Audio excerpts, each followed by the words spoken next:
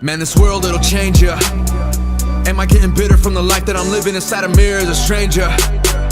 Looking at me funny like you want a vent. No money, but I gotta spend my time on a part-time job that I don't like. Spend money like it's alright. Another bill coming overnight. Car had a breakdown last night. World keeps spinning right. Who sleeps when your girl ain't sleeping right?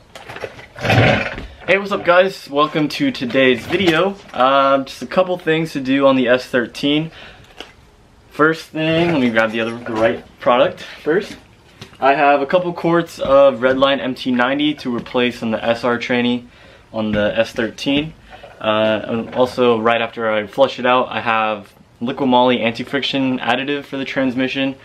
I've showed it in a couple videos, but when I shift into fourth gear, it grinds pretty much any time unless I baby it in completely. If I'm above 3,000 RPM, it'll grind every time no matter what. So that's kind of not good. So I'm gonna flush it out, see if it comes out dirty, see if there's any excessive metal shavings. Otherwise, I'll probably be looking at a new transmission sooner than later. So after the transmission flush, I do have new StopTech front pads to replace on my Z32 calipers. And then I have a catch can coming. It should actually be delivered today, depending on what time it comes. I might actually install it as well. Today's date is April 15th, June 3rd. I am signed up to autocross with C. Will and his Miata. Matthew and the Prelude might show up along with a couple other friends potentially, but as of right now it's just me and C. Will. Oh, also one more thing I did forget. I do have a new exhaust from ISR on the car. So it is a lot quieter. It has one muffler there and then another muffler, but as you can see, look how low to the ground that is. So there's actually like 3 exhaust hangers by the muffler here, and then one more exhaust hanger down by the cat, or the second muffler. So that hanger is actually not connected to anything right now, so I'm gonna try to figure something out to get it to work, and hopefully I'll be able to pull up the exhaust by like at least another inch, because it does scrape on a lot of places, so I'm trying to avoid that. Okay, so my current setup to hopefully not scrape on the way in are a couple 2x8s and then a couple 1x10 pieces of wood. Because yeah, that exhaust hangs way too low, and then I'm actually going to cover the concrete using those Fernie pads over there and then over here a little bit too. So hopefully I don't scrape.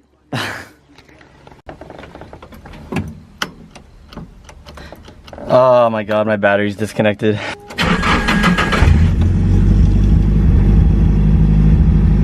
So definitely a lot quieter.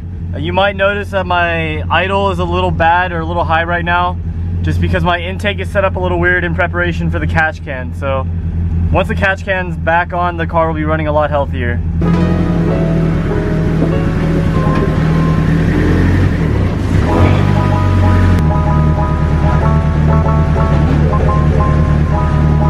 So I just crawled underneath the S13, and that is the transmission drain plug right there. From the factory, it is actually a magnetic drain plug, and I do have a new one to replace it. The easiest way to remove it is using a 1/2 inch extender on an impact gun or a breaker bar. They don't fit perfectly. There is a specific tool, but they fit good enough where you should usually be able to do it without destroying the plug. But just for good measure, I'm gonna replace it anyways because I have it on hand, so why not? It is the same part for both a KA and a SR, and this is the part number if you guys are interested in getting one from Nissan. Just taking a closer look at my drain plug on the trans, it does look a little rounded, so hopefully I don't run into issues. So I'm just going straight into the impact gun with the extender, and hopefully I can get it out pretty quickly. Okay, that was very loose actually.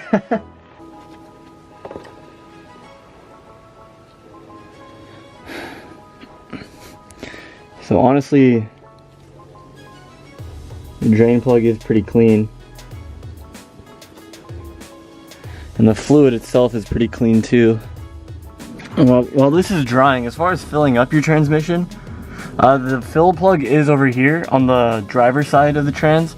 I find that pretty hard to do, and I also don't have a transfer pump, so the way I normally fill it up is by actually removing the shifter from inside the car and then just pouring it in while sitting in the driver's seat. I find that the easiest. And that fill plug is very hard to reach because of the transmission tunnel. I actually can't even fit the impact gun up there anyways. So yeah, I just grab a ratchet wrench and take the shifter off real quick. So I got the shifter out and let the car finish its draining.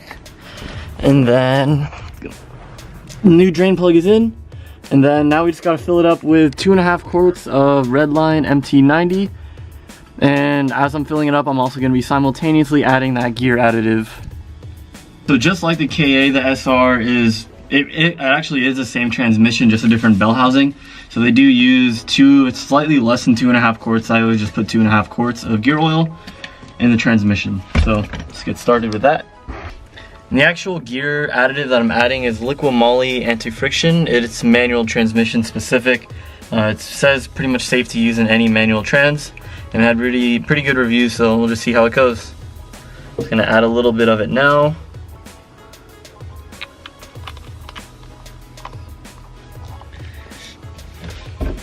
Now we'll begin filling up with Redline.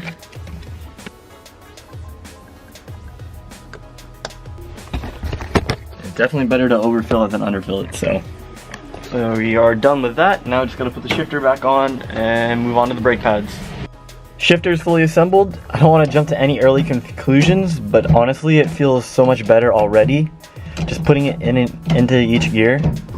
So actually I did have Royal Purple in this car before, Royal Purple 75 W90.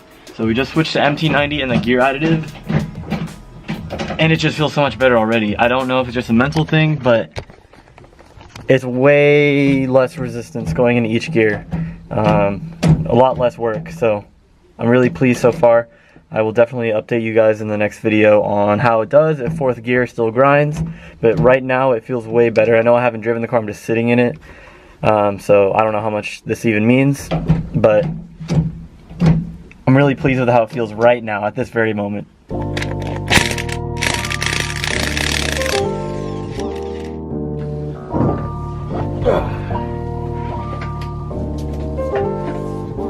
Ryan Little. If you guys are curious on what my current brake setup is, it actually is a Z32 brake master cylinder.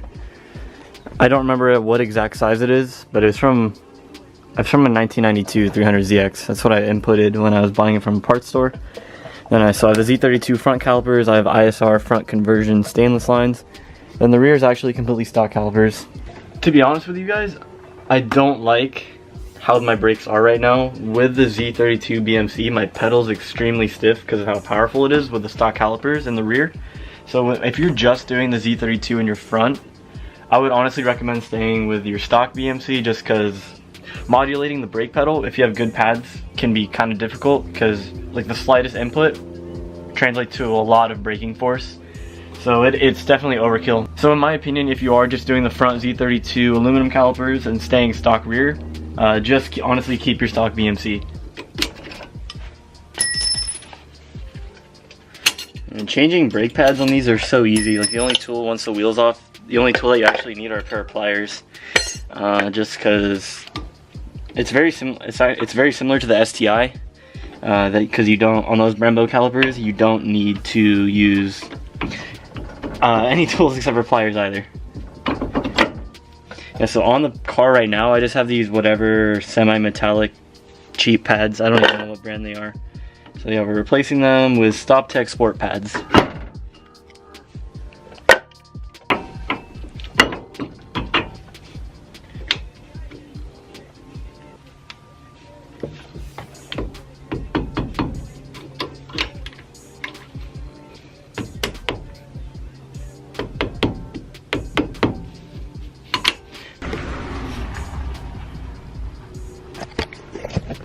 That might be my catch can. Anyways, it's been like an hour since I last filmed anything, so I did the brakes on both sides, got the wheels back on, and then show you guys underneath the car again. I was able to use two M8 bolts, M8 by 35, and just one on the top of the hanger, one on the bottom of the hanger, so I didn't actually have to fab anything up. I just used existing holes on the car, and I did have to jack it up to get it into place. Yeah, I'll show you guys after when the car is back on the ground, but it's raised at least like another inch, so that should really help with scraping.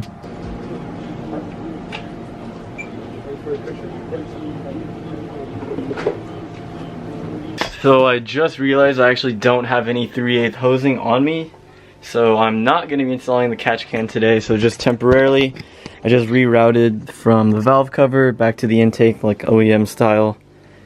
It's not optimal right now, but there, that catch can will be on there pretty soon. So that'll do it for this video actually. If you guys enjoyed it, make sure you hit that subscribe button. Anyways, I will see you guys next time. Peace out. We got some cool parts coming for the 240 and the Miata out there, so make sure you guys keep up to date with that, and I will see you guys next time. Peace out.